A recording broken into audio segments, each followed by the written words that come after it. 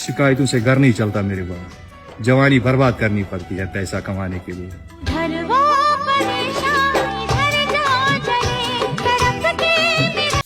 তো hi guys, welcome back my YouTube channel. আর আজকে ব্লগটা হচ্ছে আমি ডেইলি রুটিন কি করি। ভিডিওটা ভালো লাগলে লাইক কমেন্ট। এখন যাচ্ছি কাজের উদ্দেশ্যে, ঠিক আছে। তো একটা পার্ট টাইম কাজ পেয়েছি, পার্মানেন্ট একটা পার্ট টাইম, মানে গেলে বাংলাদেশে अरे कहना क्या चाहते हो? 30,000 এমন পরে সামথিং কিছু একটা।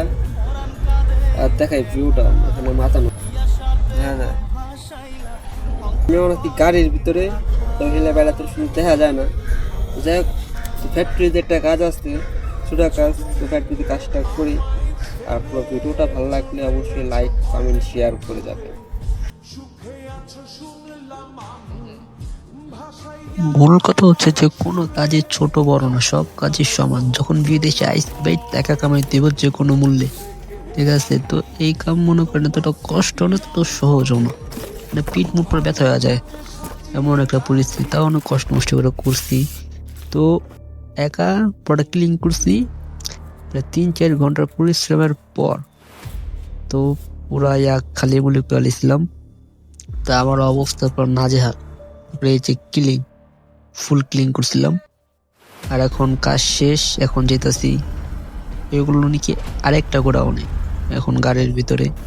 আর রাস্তাঘাট ভাই মাথা নষ্ট, কেউ ট্রাফিক রুল টুল কেউ ভঙ্গ করে না, সবাই তার নিয়ম মতন কাজ করে। কত পেয়েছি? 50। ওকে, 50 দেন 50। আর এখানে হচ্ছে 5। আজকে ইনকাম হয়েছে 55, আর কালকে ইনকাম হয়েছিল কত 80, এমন মানে প্রায় বাংলাদেশের 4,000 টাকা সমান দুদিনে। আর এটা হয়েছে আমার পার্ট টাইম জব। আর ফুল টাইম জব হয়েছে অফিসে, ঠিক আছে।